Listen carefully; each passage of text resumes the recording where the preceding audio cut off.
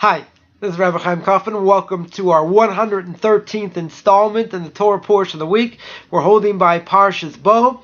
Parshas Bo goes to the last of the Makkahs, the last of the plagues. Final plague where Pharaoh is finally going to let the Jewish people go. The plague of the firstborn. We talk about the Korban Pesach, about the Paschal offering, etc. So the interesting thing, there are a number of verses that we read actually in the Haggadah, right, that we read on Passover. So one of them I wanted to bring out, interesting thing here. It says, chapter 12, verse 26. It says, "And it shall come to pass when the children shall say to you, what does this mean by this service? What is this service?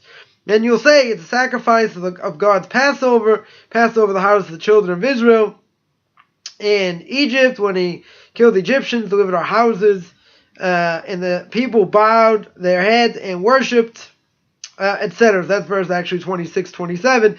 So here the Torah says that when your children say to you, what does the service mean? Right? So this is talking about, right? This is who makes this statement in the Haggadah. There are four sons, right? You have a wise son, a wicked son, a simple son, and the one who doesn't know how to ask, right? So this is the Rasha. This is the evil son. So it says, Mori v'Rebbe Aravagon Moshe Torah Moshlita, should be well. Brings down in Chochmah V'das. What is the Rasha? What does the evil son say? He says, what is this service? Right? He says, what is this service? And in the Haggadah, the Haggadah says that you blunt his teeth. You don't give him an answer. You blunt his teeth. So we're going to see why. So the Haggadah says that when he asks the question in this way, so the Haggadah says that had he been there, he would have been redeemed. Right? So we'll speak a little bit about that.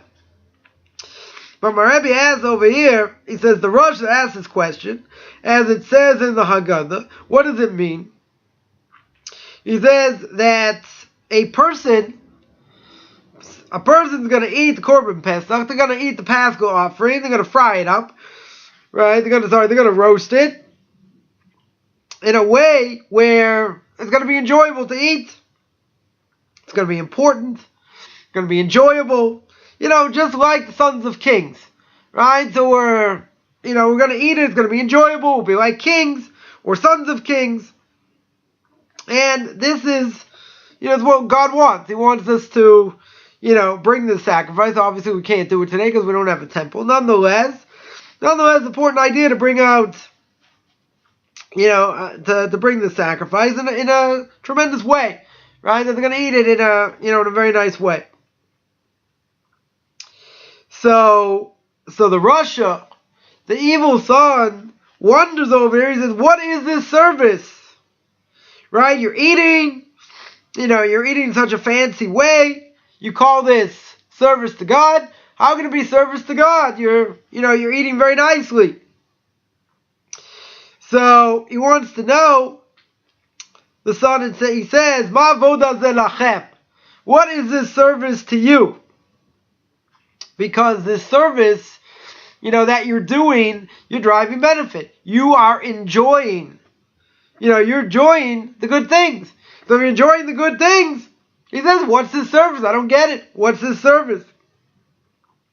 So we answer him and say, this is the Paschal offering. When we eat, and we eat it in this way, we're doing Ratzon Hashem. We're doing God's will. That the eating, the drinking, that's part of the service. So a person eats and drinks for the sake of heaven, then his eating is a tremendous service to God. We may say, why do we eat? We eat because, we need to satisfy the body so the body can function. But if you eat properly and you eat for the sake of heaven, then that service to God gets, tremendously elevated. Which you could ask the question. The question is, you're deriving benefit from this world. getting benefit from this world in this way is not something that's necessarily positive.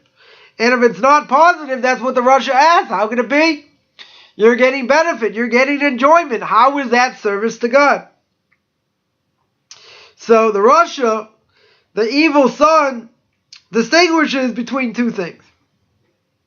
He says there's avodas Hashem. They're serving God properly, doing mitzvahs, making blessings, keeping Shabbos, etc. And he said there's gashmias, there's physicality. There are two different things. And really, he says the physicality does not subjugate us to God. Right? Because what does physicality do? Really, by being involved in the physical things in this world, takes us away from God.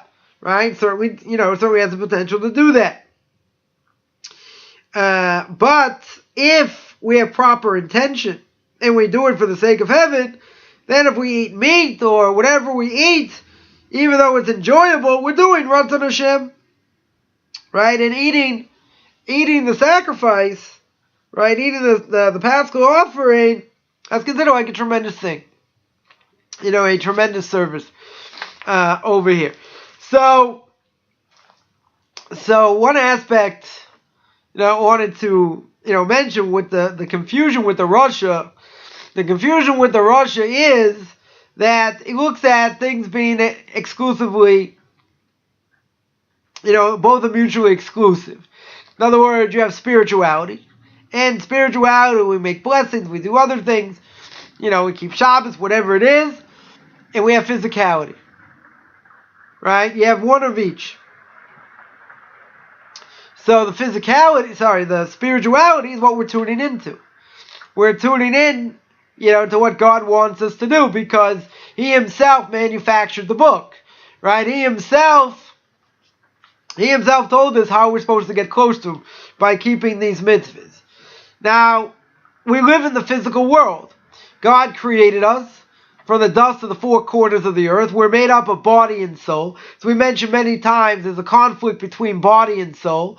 If the soul wins out, then the soul gets elevated and the body gets elevated. If the body wins out and ends up going according to the physical, then the body gets debased as well as the soul. So there's always this constant struggle. But since body and soul are together, and the body needs to be satisfied in this world, meaning you have to satisfy it physically, right? Because if you don't satisfy it physically, you don't eat, you don't drink, you're going to die, right? I hate to tell people that if you don't drink for a few days or you don't eat for however many days it takes, you'll die. You die of starvation. So the purpose of eating is really to strengthen the body. That is what the purpose is. The purpose of spirituality is to draw ourselves closer to God. Now, the fact that God slapped the body and the soul together, since He put them together in the same, in the same casing, so to speak, right? The casing of the body where the soul's inside. So now, you have both things trying to win out.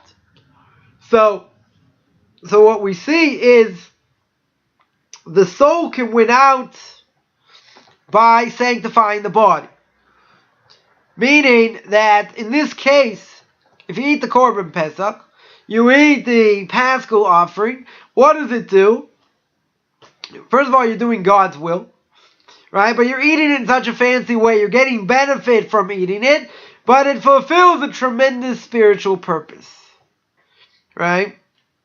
That this is the Paschal offering, right? This is a reminder of what happened in Egypt.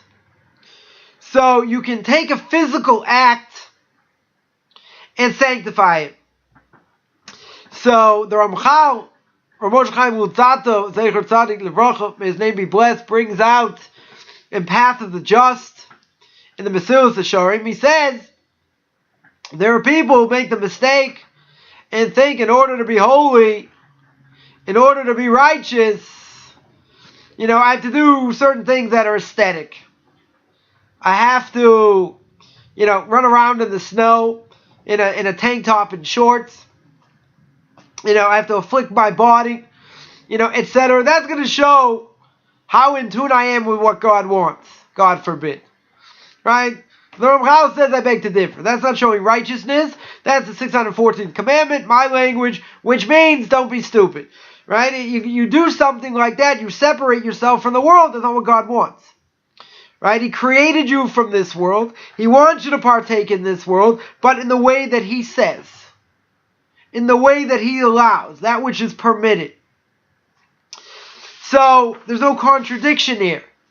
You have spirituality and physicality, but they're both met together. You can both sanctify the physical. Right? The spiritual can sanctify the physical. The reason is because we can get benefits from this world, from food, from other things, in order to sanctify it. So that's the question. That's the question by Purim. Purim, it would seem like since the Haman, Mr. Haman himself, put out a decree to kill all the Jews, right? So on Purim we should be fasting, right? Even though it's a fast of Esther, on the day of Purim also we should fast. Probably fast for a few days. Why? Because it was a tremendous decree. There was a tremendous decree that was made whereby the Jewish people should have been destroyed. So how do we celebrate Purim today? Purim, as most people know, if you don't, you find out now, Purim's an absolute crazy day. People dress up, people drink, people get plastered, right? They, you eat a very fancy meal, right? But there's a comparison between Purim and Yom Kippurim, right? Yom Kippur is a day of atonement. Purim is the total opposite day. You eat, you drink, you eat some more, you drink some more. Right? It's all part of the fun. So how can it be compared to Yom Kippur? Right? Yom Kippur is a day of fasting, a day of feeling like a piece of dirt. So we say Purim is Yom Kippurim. Yom Kippur is a day like Purim. What's the connection? Doesn't seem like there's any connection. They're two polar opposites. So one answer, potential answer, is that Purim is a tremendous day for prayer. Right? Because, the people of Shushan fasted for 3 days. Poured their heart out to God to save them. Right? And miraculously they were saved. And Haman's plot was foiled. Nonetheless, you see what went on. So Purim is an unbelievable day of prayer. So why is it compared? So why do we say Yom Kippur is like Purim?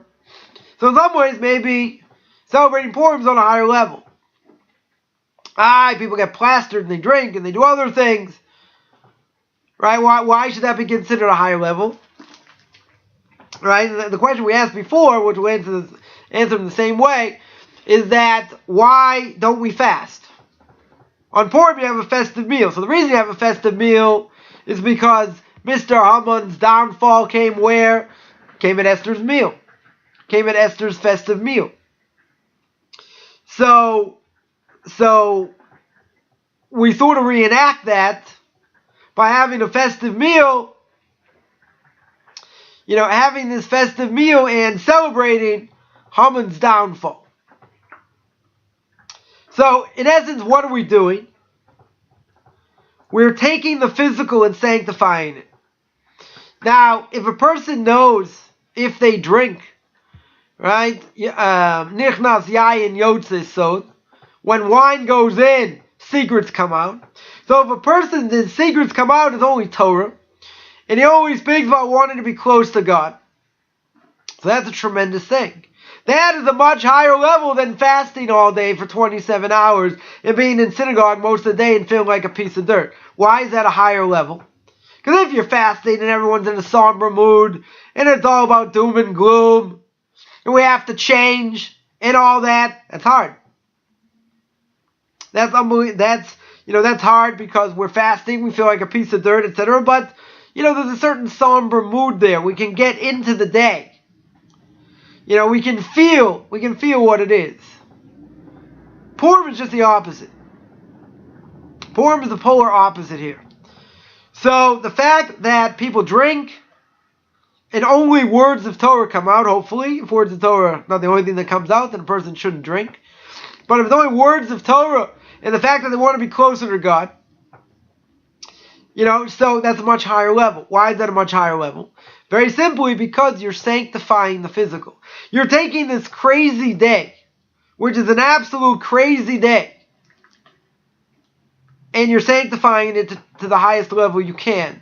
Not just in physical terms, in spiritual terms. I mean, not just all about fun. You have to listen to the Megillah.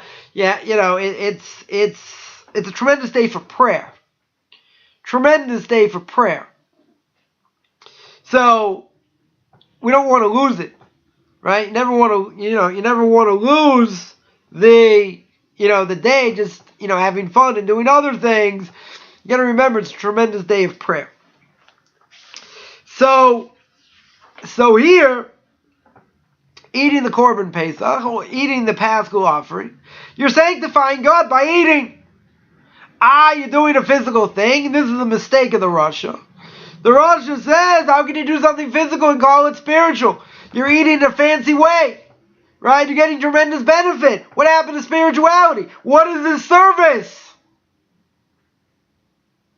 The Rasha asks. So you say, this is the Korban Pesach. This is what God wants. This is exactly the service that God wants. He wants you to eat and be satisfied, right, in this way. Person makes a blessing over food or a drink, right? Also, same thing. You're not eating it to be a glutton. You're allowed to derive benefit from this world. You're allowed to eat, but you want to sanctify it. So how do you sanctify it? You make a blessing. First of all, you mention God's name, and you mention that He runs the world, right? That makes the eating a spiritual act. Now, again, if you eat too much, etc., okay, that's a problem.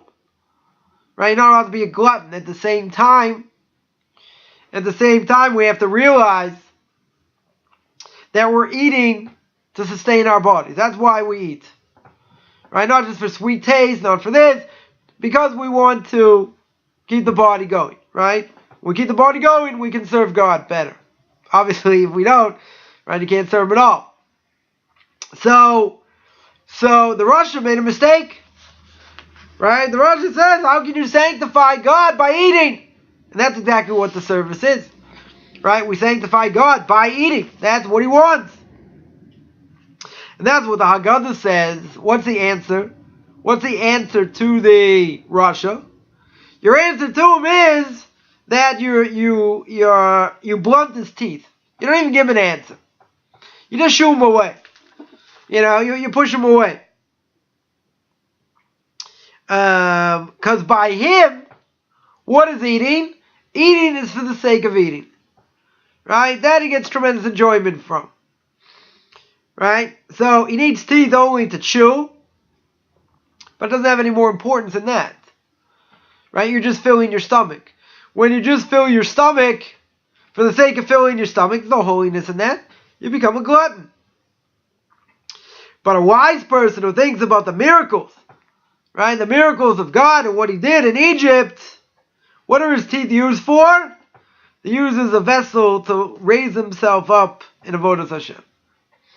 All right, that's what he's doing. He's raising himself in the service of God. So the major difference you see between a Rosh and a Chacham, right? Between an evil person and a wise person. Evil person uses his teeth for what reason? To eat, to fill his stomach, to enjoy himself. A Chacham is going to eat, yeah, he's also going to fill his stomach, but he's going to think about all the miracles that God did. He's going to analyze and think about God's greatness. What is that going to do? That's going to enhance his service to God. Right? It's going to make him realize what his purpose in the world is. Right? So, two people can eat, but they have two totally different things in mind. One is elevating themselves through food in spirituality. The other is just eating to eat. So I'll tell you a story about eating, just to be a glutton. Or to eat is whatever.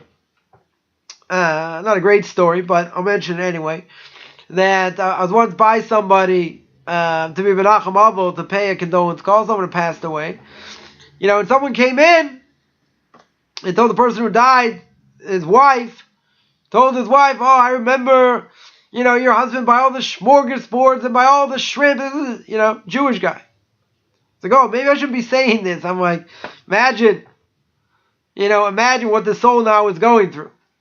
Because as we hold, the soul hovers around, places that he knows before he gets judged, after he dies.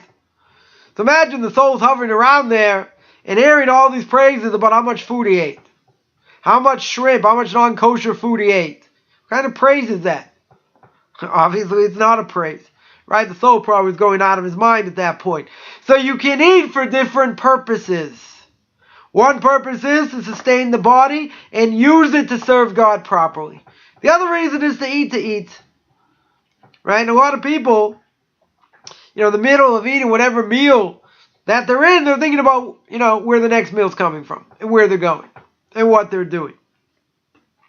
That means that the purpose of eating in and of itself is its own purpose. It doesn't have a higher purpose. So in that sense, you're no different than an animal. What does an animal do? An animal eats to satisfy itself. Right? It has to continue, it has to live, so it has to eat. Right? So you eat like an animal. They don't know any better, they just eat. So too, a human that just eats to satisfy himself, he just eats.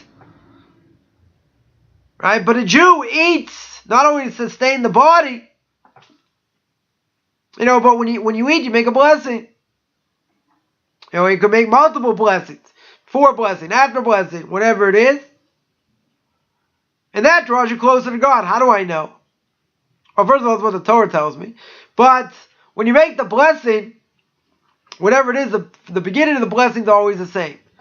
Right? Baruch Ata Hashem Elokeinu Melech HaOlam.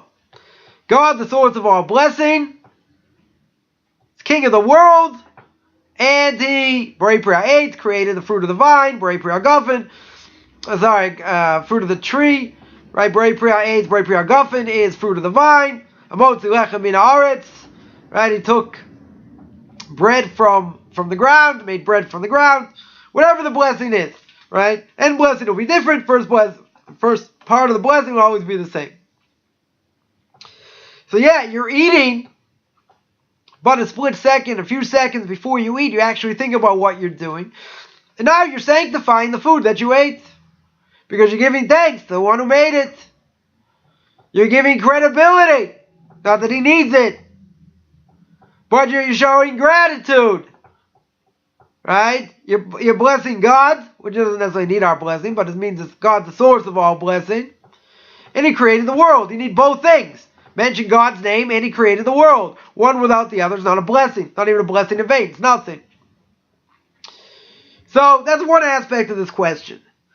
The enjoyment we get in this world, what do we use it for? Do we use it for the sake of the enjoyment itself?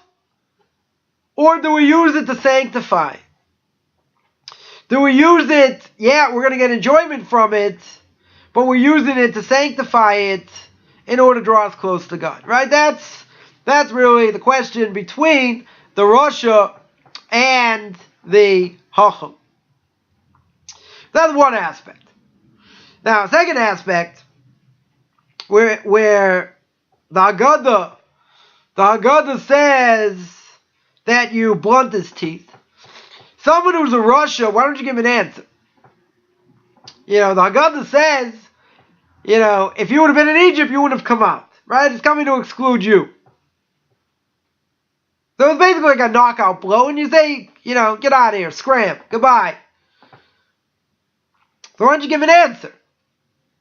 That's not an answer, it's just a blow-off, as we would call it. Simple answer is that the Rasha over here says, what is this service? Meaning, doesn't seem like it means anything. He's really asking a rhetorical question. Right? And that's why we have to always see, someone asks the question, what are they asking the question for? let's say better. What is behind the question?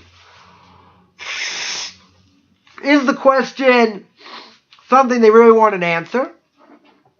Or are they just throwing out something to, like someone will say, where was God during the Holocaust? And wow, I got a great book. It's called Hasidic Tales of the Holocaust. You want to read it? So no, it's just a question I like to ask rabbis, makes them fidget. I said, okay, next. You're not that serious. You want to know about suffering. You want to sit down and have a discussion. It depends where the question's coming from. If the question's a legitimate question, and it's coming from a pure source, meaning you want an answer. You want some sort of answer, whatever it is. Because you have a legitimate question. You don't have an ulterior motive. You're not doing it to be a heretic, to be a rebel. You want an answer. Right? You want a serious answer. So someone who has a serious question, and you can tell from the question if they really want an answer. So then you have to see if you have an answer, good. If you don't have an answer, so then you may have to go look it up. You may have to ask other people. Whatever the case is. But you see, if they're asking a question and they have an ulterior motive. If they have an ulterior motive, or you can tell in the question itself, then they're not asking it. They're not asking the question for an answer. They just ask, they're basically giving you an answer. Someone would say, I think the Torah is anti-feminist, right? It's anti-women. What's the answer to that? Oh. No question has been asked. I think the Torah is anti-animal, anti-pig, or whatever. What's your response? Oh. I think, circumcision is barbaric. So that we have an answer for. Barbarians don't do it. But the other answer is, oh. They're not asking a question. They're giving you an answer. They're making a statement. Do I have to answer a statement or an answer? No. If they say, I believe, that the Torah is anti-women. They say, well, what do you think? Do you think that's true or not? That's a question. But if they throw out something and say, I think this or I think that, they're giving their own opinion. So the last time I checked, if someone's giving their own opinion, and they're saying what they think, that's not a question. It's a statement. It's an answer. Can't answer an answer. Right? So the Russia comes along and he says, I think this. What is this service? Is that a question? Doesn't sound like a question. He's making a statement. Can you answer a statement? Can't answer a statement. Your answer is, oh. You're not interested in an answer. That's the point. He already has his answer. Has his world outlook. He's not asking. Right? Not asking your opinion. He's stating whatever he's stating. Though the famous story with Rav Chaim Brisker, Zecher Tzadik Livrocha, was 150 years ago, 200 years ago, in Brisk, the rabbi of Brisk, Lithuania, and he had a student that went sour, right? Became not religious. And the student came back, and Rav Chaim spoke to him, and he asked him, what happened to you? Why did you end up going sour? So the student asked him, he said, I had questions, I had a lot of questions. So Rav Chaim asked him, when did you have the questions? Did you have the questions before you left the yeshiva or after? He said, I had questions after I left. So Rav Chaim said, I can't help you. Because if you had questions after you left yeshiva, then those questions aren't questions, they're really answers. Right? So an answer, we can't answer. But begs the question over here, even if someone's a Russia, why don't you try and bring him closer?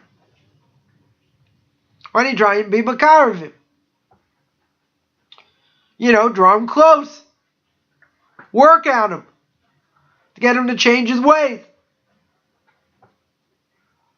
So the answer is, somebody who's not interested or is apathetic, almost impossible to change them. They don't want to change. They want to see what they want to see. Okay? They have the answers. You can't tell them anything. So is there a point to have a discussion? So some people say, yeah, it's still a point to have a discussion. Try and dig in somehow, come up with something, whatever. Try and get them to move a little bit. So with the Russia over here, I would say try that. No one's ever that far gone. Right? So you can try that. And the answer is, in this case, not going to help. Someone who has answers and is not looking for questions, then how do you answer an answer? Answering an answer is impossible. So, therefore, the Haggadah says, you blunt his teeth. You don't even give him an answer, because he never had a question. Someone who's got a question, someone who's searching, they may be closed-minded up to a point, but it's someone you can work with.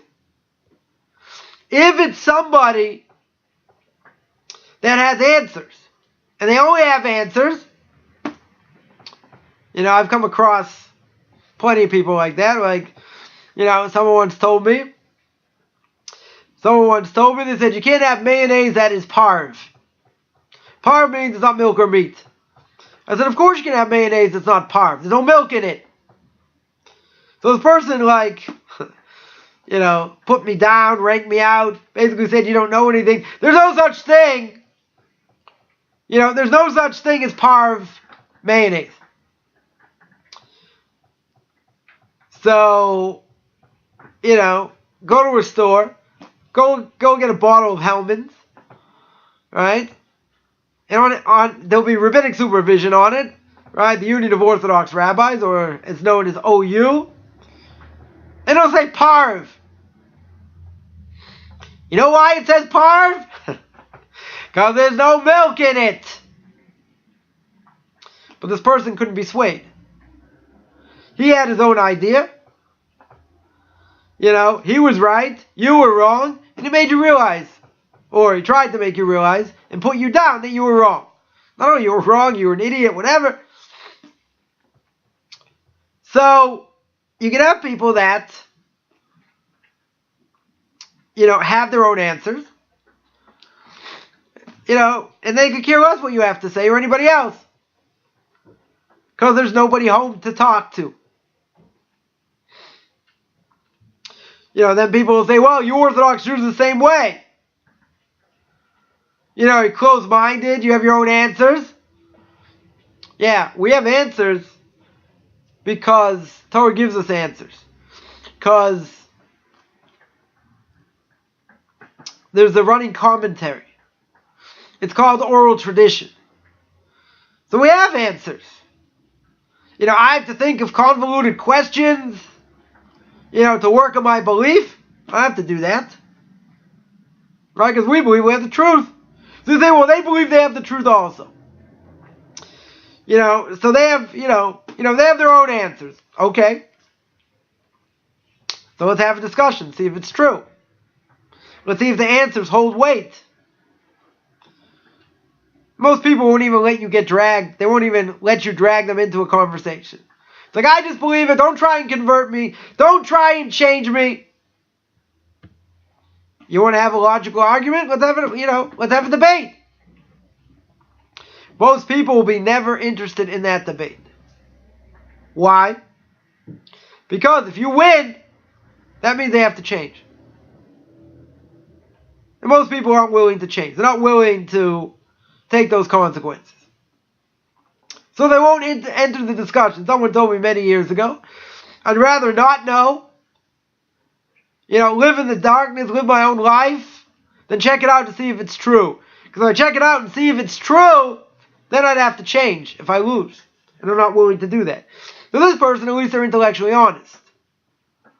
Most people will say, the Orthodox, they believe this. We believe like this. Right? So my famous argument usually is, what does your next generation look like? Right? Forget philosophy. People aren't going to debate philosophy. Right? For me, does it work or doesn't work? Can you pass it down or not? 60, 70% intermarriage rate, it's over. One generation, finished. So it doesn't work. So yeah, but I'll never be Orthodox. Okay, you're going to disappear. Or your kids will disappear. Right? Even if you don't intermarry, your kids will. Most likely. So it's not about, it's not about philosophy. It's not about, I don't believe in this or that. Could be. There are certain things they may have issues with. Not because they researched it, it's because whatever, they don't like it. It doesn't fit their world outlook. Okay? So what? Is the Torah true or is it not true? Did God give it on Mount Sinai or he didn't give it on Mount Sinai? They're not even going to ask the question. Because if they start getting into a discussion, they're going to realize their lives are meaningless. Their lives are going nowhere. Or have gone nowhere. Spiritually. And they don't want to change. At the end of the day, nobody wants to change. So, most people, you won't even get a debate. Won't even get off the ground.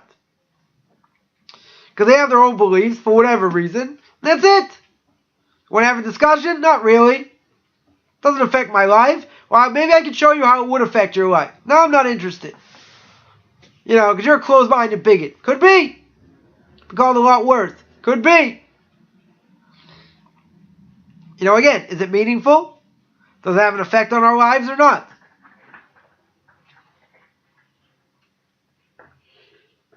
So, it depends where the question comes from. If the question's coming because they have a legitimate question, we can deal with it. If we can't deal with it, we go to people who can deal with it. Go to Rabbi Dr. Google, get an answer. Or Dr. Rabbi, depending. So, that we can work with. Somebody comes along and makes statements. They make statements. I can't answer a statement. Can't answer an answer. Comes along the Haggadah. Comes along the Haggadah and says, you don't even get off the ground with this guy. Let him be. Give him a quick answer. Give him a cookie on the way out. That's it. Nothing to do. Right? Passover cookie. Right? Give him one on the way out. It tastes like sawdust. Ha. Yeah, that's it. Move on. Finished. Because he doesn't ask the question.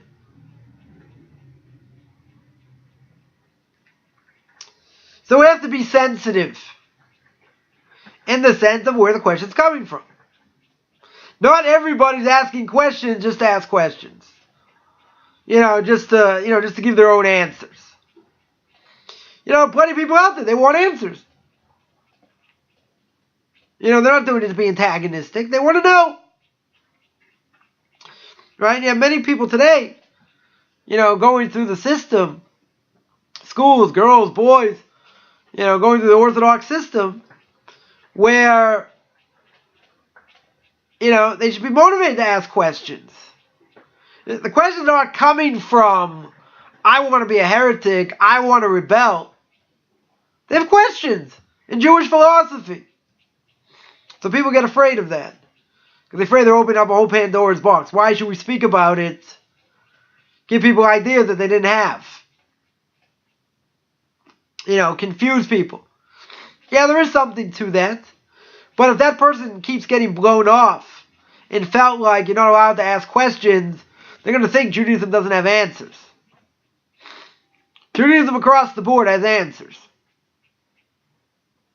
Real answers. So therefore, we shouldn't be afraid. If they ask questions. If we don't have the answer, so we go to people who do. We can learn up the sources ourselves. See what the answers are. Doesn't mean there are no answers. But if a kid hears and he keeps getting blown off and looked down upon and thinking he's a heretic for asking these questions, it's not out of rebellion. It's because they have a legitimate question. It has nothing to do with that they want to push buttons. It has nothing to do with wanting to rebel. They have a deep question. They want an answer. If it's coming from a different source, that's something else. If the question is just attacking, and it's really an answer, not a question, I don't have to deal with that. Nothing to deal with. That's why the Haggadah says you whack him. Right? You blunt his teeth. Blunting his teeth means you just push him off. You say, yeah, if you would have been there, you would have got out. Next. That's it. Not interested in any answers. So we have to see where the questions, emanate from. And I get this question a lot. Former Christians ask, am I allowed to ask questions? That, of course you're allowed to ask questions. We live on questions. That's what Judaism's all about. Have you ever walked into a yeshiva, to an Orthodox yeshiva? You see two people learning, arms flaying up and down. No, you can't be right because of this, that. Going back and forth trying to analyze the text, see what it means. Oh, you're in a cult. You have no idea what a cult is.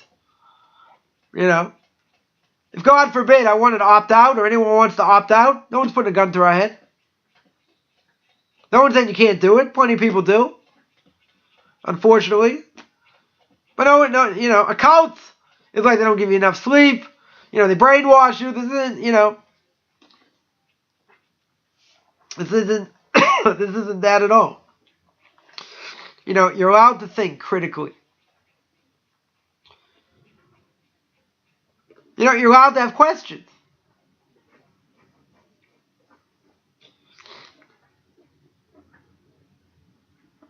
So we see also the Hacham, the wise son, asks a similar question. But what is this service? And he answered him, you don't need after the Afikomen. Right after the Paschal offering, you don't need anything. So what's the difference between the Hacham and the Rasha? Right? The question really seems the same. So the difference is where it comes from. Right? The Hacham wants to know. He's interested in knowing. And he wants an answer. The Rasha just throws it out. He's not interested in an answer. He's got his own answers. Oh, you want my answer? No, I'm not interested. But a Rasha's not a dummy. Right? He's not a dummy. He just said, he doesn't want any part of it. He's going to justify what he does with his own answers. So somebody like that's very difficult to reach. For the sole reason they're not interested in an answer. Someone who's not interested in an answer, I can't do anything with. Right? It's very, very hard. Unless you get them to see the flaw in the answer. If you get them to see the flaw and they're a little bit open-minded, maybe you got a chance. But see, the problem is they won't even let you get in the discussion because they're afraid you're going to be brainwashed. Right, a relative was here in Israel, with their grandkids, and we had a whole discussion. When we met them, and this relative said, "Don't convert them." Right, this is before I was even, dealing with converts. They meant don't make them into an Orthodox Jew. So I looked at them and I said, I don't think I have anything to worry about. We're actually talking about basketball. Sports. I'm not going to convert anyone to be an Orthodox Jew. Talking about, Larry Bird. The hick from French lick. That's going to bring someone closer to Torah? Not the way I was using it. So what are they afraid of? They're afraid they're going to change. They're going to change somebody. They're afraid that they won't be able to eat in your house anymore if they change. They're afraid because they really know they should be doing the right thing also, and they're not. All right, that we've spoken about also. So don't convert my kid. to your crazy beliefs. Yeah, they may be crazy. But the next generation, you're looking at who's going to be left. All these other Jews, so-called Jews, are going to be wiped off the face of the map. You're crazy, you're outdated, you're this, you're that. Okay, we're going to be the majority. You know, not too long in the future. With everyone else just intermarrying and spiraling out. Right? Leave Hebrew name at the door. Next up, assimilation. And that's what's going on. So the ones who don't want real answers, they have their own answers, they'll fall by the wayside. Right? Just a matter of when. But if a person really, desires the truth and wants the truth, there are legitimate answers. So I want to remind people that I give conversion classes, no hide classes. Take a look at my Facebook fan page, Beyond Orthodox Conversion to Judaism. Take a look at Beyond Noah Hides. I have a blog, orthodoxconversion.com. I have a class every Tuesday night called Duties of the Heart, working our way still through the introduction. Book is by the Rabbeinu Bachaye. Tremendous books every Tuesday night, 9 o'clock. I have 2 question and answer sessions. Tuesday at 10 o'clock New York time. Thursday, 2 o'clock New York time. And I have a class on Path of the Just, which is not live. So anyone who wants to join that, they can let me know. And the last thing I'll mention is that I'm thinking about starting up a website for Jews or non-Jews. It'll be a membership website, $20 a month. There'll be classes in, Jewish history, Jewish philosophy, belief in God, Chumash, Bible, Tanakh. There'll be a lot of interesting things. There'll be interactions. There'll be some live classes, and people have access to me. People have questions. They have things that they want to flush out or whatever. They can have direct contact, with me to be able to help them. So that I'm still looking into, see if there's enough interest. So you can let me know about that. And anyone wants to contact me at rabbichaimkoffman@gmail.com. RABBICHAIMCOFFMAN @gmail.com. Wishing everyone a great Shabbos.